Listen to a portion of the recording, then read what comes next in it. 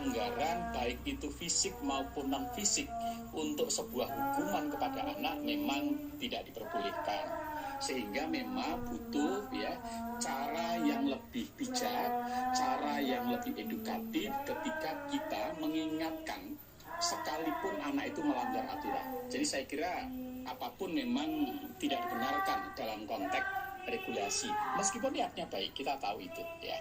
Oke, baik Pak Martadi. Jadi sebenarnya kan kasus ini menjadi viral dan ternyata di sosial media ada beberapa perdebatan, perbedaan pendapat gitu. Ada yang mendukung tindakan kepala sekolah, tapi ada juga yang mengecamnya. Kalau kita melihat di sosial media, bahkan ada yang membandingkan dengan generasi-generasi sebelumnya. Ada yang mengatakan, oh kalau dulu saya lebih keras didiknya, anak zaman sekarang mungkin lebih halus begitu. Nah, tapi kan ini mencerminkan ada rasa dilematis untuk penegakan kedisiplinan dengan juga perlindungan siswa begitu. Sebenarnya seharusnya menyeimbangkannya bagaimana, Pak? Ya, jadi begini Mbak Ayu, apapun ya, memang pendidikan itu akan bersentuhan pada aspek reward and punishment. Jadi memberikan apresiasi ketika anak melakukan hal baik dan memberikan punishment bagi anak yang melanggar aturan. Tetapi pertanyaannya adalah punishment seperti apa yang harus dilakukan, sehingga di satu sisi tujuan pendidikan ingin membentuk perilaku yang baik, anak tidak mengulang sebuah perilaku yang salah, ya, itu menjadi penting untuk dirumuskan secara bijak, ya.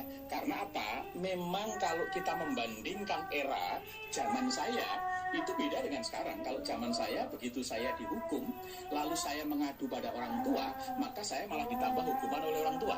Tapi hari ini kan beda, pendekatan pendidikan bergeser dari pola-pola yang behavioristik ya, jadi mendrive anak, menempatkan anak sebagai objek ke arah pendidikan yang lebih humanis. Jadi pola-pola pendidikan harus mengedepankan nilai-nilai humanisme dan menempatkan anak sebagai subjek yang harus dihargai, harus dimuliakan, dan seterusnya.